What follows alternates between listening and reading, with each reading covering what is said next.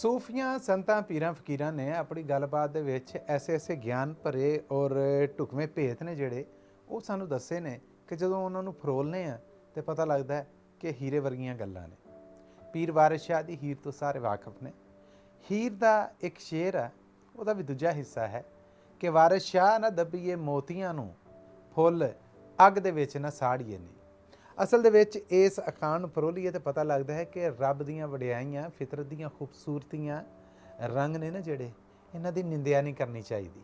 ਸਾਡੇ ਆਲ ਦੁਆਲੇ ਜੇ ਕੋਈ ਟੈਲੈਂਟਡ ਬੰਦਾ ਹੈ, ਅਸੀਂ ਉਹਦੀ ਤਾਰੀਫ ਨਹੀਂ ਨਾ ਕਰ ਸਕਦੇ ਤੇ ਉਹਨੂੰ ਸਾੜਨਾ ਵੀ ਨਹੀਂ ਚਾਹੀਦਾ, ਉਹਨੂੰ ਡੀਗ੍ਰੇਡ ਵੀ ਨਹੀਂ ਕਰਨਾ ਚਾਹੀਦਾ। ਕੋਈ ਅੱਗੇ ਵੱਧ ਰਿਹਾ ਤੇ ਉਹਨੂੰ ਵੇਖ ਕੇ ਜੇ ਅਸੀਂ ਖੁਸ਼ ਨਹੀਂ ਨਾ ਹੋ ਸਕਦੇ ਤੇ ਉਹਦਾ ਰਸਤਾ ਵੀ ਨਹੀਂ ਰੋਕਣਾ ਚਾਹੀਦਾ।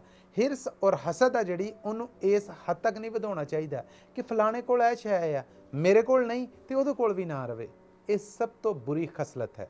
ਕਹਿੰਦੇ ਨੇ ਕਿ ਜਦੋਂ ਕਿਸੇ ਦੂਸਰੇ ਕੋਲ ਵੇਖੋ ਨਾ ਤੇ ਫਿਰ ਇਹ ਦਿਲ ਦੇ ਵਿੱਚ ਇੱਕ ਅਰਦਾਸ ਕਰੋ ਜਾਂ ਰੀਝ ਰੱਖੋ ਕਿ ਰੱਬਾ ਤੂੰ ਦੇਣ ਵਾਲਾ, ਜੇ ਤੂੰ ਉਹਨੂੰ ਦਿੱਤਾ ਤੂੰ ਮੈਨੂੰ ਵੀ ਦੇ ਸਕਣਾ, ਰੱਬਾ ਉਹਨੂੰ ਦਿੱਤਾ ਮੈਨੂੰ ਵੀ ਦੇ ਦੇ। ਇਹ ਤਾਂ ਠੀਕ ਹੈ, ਲੇਕਿਨ ਇਹ ਰੀਝ ਰੱਖਣਾ ਕਿ ਜੇ ਮੇਰੇ ਕੋਲ ਨਹੀਂ ਉਹਦੇ ਕੋਲ ਵੀ ਨਾ ਰਹੇ।